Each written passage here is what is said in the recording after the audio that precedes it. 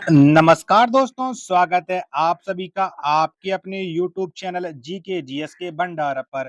प्यारे साथियों, आज के इस वीडियो में आरपीएफ कांस्टेबल और आरपीएफ एसआई में पूछे जाने वाले जीके जीएस के अति महत्वपूर्ण 50 प्रश्नों का प्रैक्टिस सेट लेकर के आया हूं, जो आपके एग्जाम के लिए सबसे ज्यादा महत्वपूर्ण। तो साथी लोग, आज के इस 50 प्रश्नों को आप लोग पूरा कीजिएगा और 50 प्रश्नों में से आप कितने प्रश्न सही कर पाते हैं, कमेंट बॉक्स में एक बार अपना स्कोर आप लोगों को जरूर बताना। ईमानदारी के साथ फुल प्रैक्टिस सेट को आपको देखना है। वीडियो पसंद आए तो वीडियो को आप लोग लाइक कीजिएगा। चैनल को सब्सक्राइब नहीं कर रखे होंगे तो चैनल को आप लोग जरूर सब्सक्राइब कर लीजिएगा।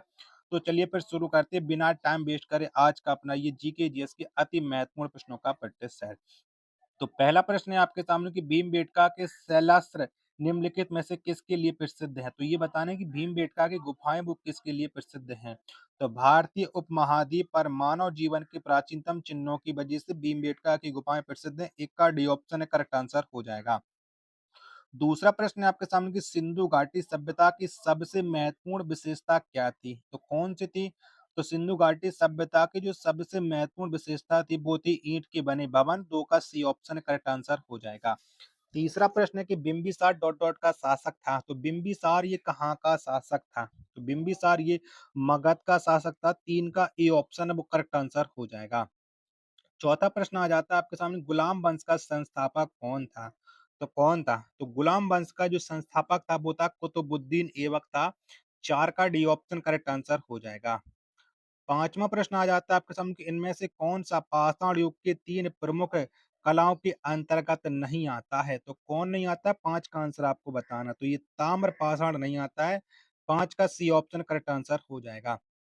छठवां प्रश्न है कि अकबर के शासनकाल में डॉट डॉट मुगल साम्राज्य के वित्त मंत्री थे। तो कौन थे वित्त मंत्री अकबर के शासन काल में। तो वित्त मंत्री थे ये थे राजा टोडरमल थे। छह का राइट आंसर हो जाएगा ऑप्शन संख्या ए। सातवां प्रश्न है कि निम्नलिखित में से किस आंदोलन ने गोवा में पुर्तगाली राज्य को समाप्त करने में महत्वपूर्ण भूमिका निभाई थी। तो ये कौन से आंदोलन निभाई थी। तो ये निभाई थी गोवा मुक्ति आंदोलन ने। सात का ए ऑप्शन करेक्ट आंसर हो जाएगा। आठवां प्रश्न आ जाता है आपके सामने, डॉट डॉट में एक प्रमुख काया पलट हुई जिसने ब्रिटिश शासन की नींव को हिलाकर रख दिया और इसे अक्सर स्वतंत्रता का पहला युद्ध कहा जाता है। तो बताओ ये कौन से सन में अक्सर स्वतंत्रता का पहला युद्ध कौन से सन को कहा जाता है। आठ का आंसर बताना। तो ये 1857 को।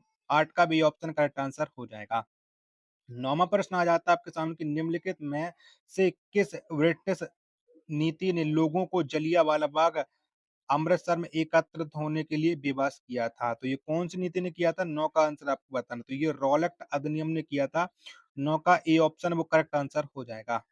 दसवां प्रश्न है आपके सामने कि भारत में सांप्रदायिक चुनावी प्रणाली सबसे पहले डॉट डॉट द्वारा शुरू की गई थी। तो ये कब शुरू की गई थी और किसके द्वारा शुरू की गई थी। दस का आंसर आपको बताना है। तो ये शुरू की गई थी मार्ले मिंटो रिपोर्ट्स 1909 के द्वारा। दस का डी ऑप्शन करेक्ट आंसर हो जाएगा। आशा करता हूँ कि आप लोगों को ये वीडियो जरूर पसंद आ रही होगी। तो वीडियो को आप लोग लाइक जरूर कर दीजिएगा। चैनल को सब्सक्राइब नहीं कर रखा होगा तो चैनल को आप लोग जरूर सब्सक्राइब कर लीजिएगा। 11वां प्रश्न है आपके सामने कि इनमें से कौन सी रिट किसी व्यक्ति को सार्वजनिक कार्यालय में उस कार्य को करने से रोकने के लिए जारी की जाती है जिसका वह हकदार या अधिकारी नहीं होता है। 11 का आंसर आपको देना है। 11 का राइट आंसर क्या हो जाएगा। तो ये होता है अधिकार परीक्षा। 11 का सी ऑप्शन करेक्ट आंसर हो जाएगा। 12वां प्रश्न है आपके सामने कि भारतीय नागरिकता प्राप्त करने की शर्तें निर्धारित करने के लिए सक्षम अधिकारी कौन है। तो कौन है सक्षम अधिकारी। 12 का आंसर आपको देना है। तो ये संसद है। 12 का डी ऑप्शन करेक्ट आंसर हो जाएगा। 13वां प्रश्न है कि निम्नलिखित में से कौन तय करता है कि कोई विधेयक धन विधेयक है या नहीं। तो बताइए कौन तय करता है। 13 का आंसर आपको देना। तो ये करता है लोकसभा अध्यक्ष। 13 का सी ऑप्शन है वो करेक्ट आंसर हो जाएगा। 14वां प्रश्न है आपके सामने कि भारत में महाभियोग की प्रक्रिया द्वारा डॉट डॉट को उनके पद से नहीं हटाया जा सकता है। तो बताओ किसे नहीं हटाया जा सकता है। 14 का आंसर आपको देना है। 14 का राइट आंसर क्या हो जाएगा। तो ये प्रधानमंत्री को महाभियोग की प्रक्रिया के द्वारा नहीं हटाया जा सकता है। 14 का डी ऑप्शन करेक्ट आंसर हो जाएगा। 15वां प्रश्न आ जाता है आपके सामने कि राज्य के मुख्यमंत्री के बारे में निम्नलिखित में से कौन-सा कथन सच नहीं है? तो बताओ इनमें से मुख्यमंत्री जी के बारे में कौन-सा कथन गलत है? 15 का आंसर आपको देना है। तो राज्य स्तर पर मुख्यमंत्री का पद केंद्र में राष्ट्रपति के पद के समरूप होता है, ये बिल्कुल गलत है। इसी का राइट आंसर हो जाएगा 15 का ए ऑप्शन। ये ऑप्शन इसका करेक्ट आंसर हो जाएगा। 16वां प्रश्न आ जाता है कि निम्नलिखित में से कौन-सा एक राजनीतिक अधिकार है? तो बताओ कौन-सा है? 16 का आंसर आपको देना है। तो मतदान का अधिकार ये एक राजनीतिक अधिकार है। 16 का ए ऑप्शन वो एकदम से करेक्ट आंसर हो जाएगा। 17वां प्रश्न आ जाता है आपके सामने कि 1976 में 42वें संशोधन द्वारा भारतीय संविधान की प्रस्तावना में कौन से 2 शब्द जोड़े गए थे? तो कौन से 2 शब्द जोड़े गए थे? तो ये जोड़े गए थे समाजवादी धर्मनिरपेक्ष। 17 का डी ऑप्शन करेक्ट आंसर हो जाएगा। 18वां प्रश्न है आपके सामने कि जॉर्ज लेमेत्रे का संबंध किस क्षेत्र से जुड़ा हुआ है? तो बताओ कौन सी खोज की थी जॉर्ज लेमेत्रे ने? तो इन्होंने खोज की थी बिग बैंग सिद्धांत की, या जिसे हम महाविस्फोट भी बोलते हैं। 18 का ए ऑप्शन है वो करेक्ट आंसर हो जाएगा। 19वां प्रश्न है आपके सामने कि किस खगोलीय पिंड को 2006 तक ग्रह माना जाता था और उसके बाद से इसे ग्रह नहीं माना जाता है? तो किसे नहीं माना जा सकता? तो ये यम को नहीं माना जाता है। 19 का ए ऑप्शन करेक्ट आंसर हो जाएगा। चलिए अगला 20वां प्रश्न है आपके सामने कि मुख्य खनिज घटक के रूप में उपस्थित कैल्शियम कार्बोनेट वाले सेल को क्या कहते हैं? तो बताओ क्या कहते हैं? 20 का आंसर आपको देना है। तो इसे चूनायम चट्टान कहते हैं। 20 का ए ऑप्शन करेक्ट आंसर हो जाएगा। 21वां प्रश्न है आपके सामने कि पृथ्वी की सतह से ऊपरी वायुमंडल परतों का सही क्रम क्या है? तो क्या है? तो इनका जो सही क्रम है वो है क्षोभ मंडल, समताप मंडल, मध्य मंडल, ताप मंडल। 21 का ए ऑप्शन करेक्ट आंसर है हो जाएगा। 22वां प्रश्न है आपके सामने कि तकला मकान मरुस्थल किस देश में स्थित है? तो कहाँ पर स्थित है तकला मरान मरुस्थल, ये आपको बताना। 22 का राइट आंसर क्या हो जाएगा? तो ये चीन में स्थित है। 22 का डी ऑप्शन राइट आंसर हो जाएगा। 23वां प्रश्न है आपके सामने कि भारत एशिया का तीसरा सबसे बड़ा देश है जो पृथ्वी के भू क्षेत्रफल के डॉट डॉट भाग में फैला है। तो ये कितने भाग में फैला है भारत? 23 का आंसर आपको बताना। तो ये 2.3% में फैला है। ए ऑप्शन करेक्ट आंसर हो जाएगा।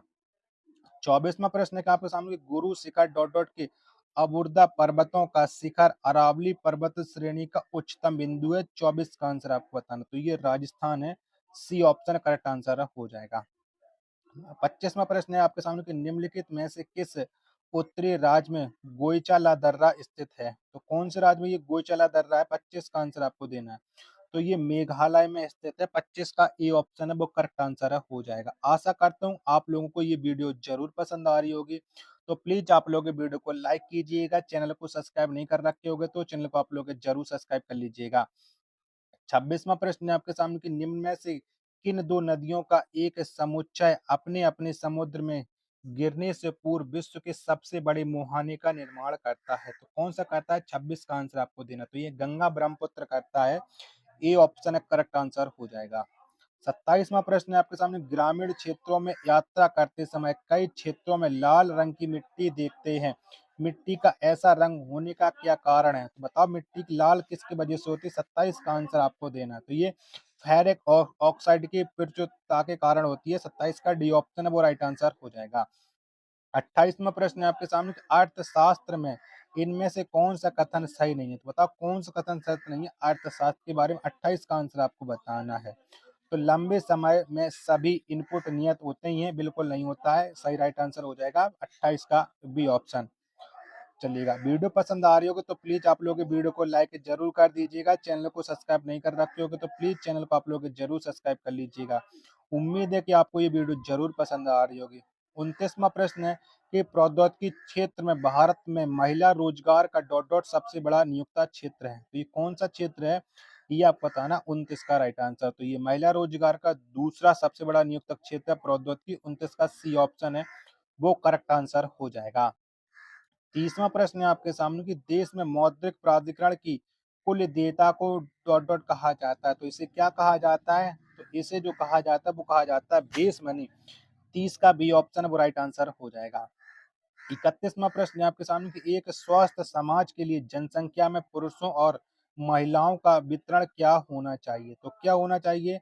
तो इनका जो वितरण होना चाहिए 31 का राइट आंसर हो जाएगा। पुरुषों और महिलाओं की बराबर संख्या 31 का डी ऑप्शन करेक्ट आंसर हो जाएगा। 32वां प्रश्न है आपके सामने कि निम्न में से कौन सा एक मांग निर्धारक नहीं है? तो बताओ कौन सा नहीं है? 32 का आंसर आपको देना है। 32 का राइट आंसर क्या हो जाएगा? तो विक्रेता की रुचि और पसंद ये मांग निर्धारक नहीं है। ए ऑप्शन करेक्ट आंसर हो जाएगा। 33वां प्रश्न आ जाता है आपके सामने कि देश के विभिन्न हिस्सों में नव वर्ष को अलग-अलग नामों से मनाया जाता है। निम्न में से 7 सुमेलित है। तो बताओ इनमें से कौन-सा सुमेलित है? 33 का आंसर आपको देना है कि 33 का राइट आंसर क्या हो जाएगा? चारों ऑप्शन आपकी स्क्रीन पर शो रहा है। तो विशु ये केरल मनाया जाता है। ए का मिलान हो जाएगा 3 के साथ। पुथुंडू पुथुंडू मनाया जाता है, तमिलनाडु में नववर्ष को बोलते हैं। गुड़ी पड़वा तो ये महाराष्ट्र में, पोइला बोईसखा ये पश्चिम बंगाल में, तो मिलान हो जाएगा डी का 2 के साथ। और डी का 2 किसमें है? तो ये सी विकल्प में है, तो सी इसका राइट आंसर हो जाएगा। 34वां प्रश्न है आपके सामने कि इनमें से किस संगीत वाद्य यंत्र में कीबोर्ड होता है? तो बताओ कौन से संगीत वाद्य यंत्र में कीबोर्ड होता है? 34 का आंसर आपको देना है। तो ये हारमोनियम में होता है। सी ऑप्शन है वो करेक्ट आंसर हो जाएगा। 35वां प्रश्न है आपके सामने कि दिए गए विकल्पों में से रोहिंग्या मुसलमान डॉट डॉट के मूल निवासी हैं। तो कहाँ के मूल निवासी हैं? और रोहिंग्या मुसलमान 35 का आंसर आपको देना है। तो ये म्यांमार की है। बी ऑप्शन करेक्ट आंसर हो जाएगा। 36वां प्रश्न आ जाता है आपके सामने कि शांति स्वरूप भटनागर विज्ञान एवं प्रौद्योगिकी पुरस्कार भारत में निम्न में से किस वैज्ञानिक संस्था निकाय द्वारा प्रतिवर्ष दिया जाने वाला एक विज्ञान पुरस्कार है? तो कौन सा 36 का आंसर आपको बताना है? तो वैज्ञानिक और औद्योगिक अनुसंधान परिषद के द्वारा 36 का ए ऑप्शन करेक्ट आंसर हो जाएगा। 37वां प्रश्न आ जाता है आपके सामने कि विश्व बौद्धिक संपदा संगठन का मुख्यालय कहाँ स्थित है? यानी डब्ल्यूआईपीओ का मुख्यालय कहाँ पर है? 37 का आंसर आपको देना है। तो ये जिनेवा स्विट्जरलैंड में। 37 का डी ऑप्शन है वो इसका राइट आंसर हो जाएगा। चलिएगा 38वां प्रश्न है आपके सामने कि कौन से राष्ट्र ने 5 बार कॉमनवेल्थ गेम्स की मेजबानी की है? तो ये कौन से देश ने की है? 38 का आंसर आपको बताना है। तो ये मेजबानी की है ऑस्ट्रेलिया ने। ए ऑप्शन है वो इसका करेक्ट आंसर हो जाएगा। 29वां प्रश्न आ जाता है आपके सामने कि भारत के सबसे कम आयु के शतरंज ग्रैंड मास्टर होने का रिकॉर्ड इनमें से किसके नाम पर दर्ज है? तो किसके नाम पर दर्ज है? 39 का आंसर आपको देना है कि 39 का राइट आंसर क्या हो जाएगा? तो ये जो दर्ज है वो डी गुकेश के नाम से दर्ज है। 39 का ए ऑप्शन करेक्ट आंसर हो जाएगा। 42वां प्रश्न है आपके सामने कि 2022 एशियाई खेलों का आयोजन डॉट डॉट में हुआ। तो कहाँ पर आयोजन हुआ था? 2022 में एशियाई खेलों का आयोजन। 40 का राइट आंसर आपको बताना। तो ये हांगझोऊ में हुआ था। 40 का बी ऑप्शन करेक्ट आंसर हो जाएगा और ये पड़ता है चीन देश में। 41वां प्रश्न है आपके सामने कि भारतीय मूल का प्रथम नागरिक जिसे नोबेल पुरस्कार या जिसे नोबेल शांति पुरस्कार प्रदान किया गया, तो ये किसे मिला था? शांति के लिए नोबेल पुरस्कार भारत की है वो। तो ये मिला था कैलाश सत्यार्थी को। 41 का सी ऑप्शन करेक्ट आंसर हो जाएगा। 42वां प्रश्न है आपके सामने कि दादा साहेब फाल्के पुरस्कार किस क्षेत्र से संबंधित है? तो कौन से क्षेत्र से संबंध रखता है दादा साहब फाल्के पुरस्कार? तो ये सिनेमा संबंधित है। 42 का बी ऑप्शन करेक्ट आंसर हो जाएगा। 43वां प्रश्न है आपके सामने कि रेजिस्टेंस की यूनिट क्या है? तो बताओ क्या है? तो इसकी जो यूनिट है वो है ओम। 43 का सी ऑप्शन करेक्ट आंसर हो जाएगा। 44वां प्रश्न है आपके सामने उस भौतिक मात्रा का नाम बताएं जो बल और वेग के गुणनफल के बराबर होता है। तो कौन होता है? 44 का आंसर आपको देना। तो ये शक्ति होता है। सी ऑप्शन करेक्ट आंसर है हो जाएगा। 45वां प्रश्न है आपके सामने कि किन्हीं दो स्थूल वस्तुओं के बीच लगने वाले आकर्षण बल को क्या कहा जाता है? तो बताओ इसे क्या कहते हैं? 45 का आंसर आपको देना है। 45 का राइट आंसर क्या हो जाएगा? तो ये इसे गुरुत्वाकर्षण बल बोलते हैं। 45 का बी ऑप्शन एकदम राइट आंसर हो जाएगा।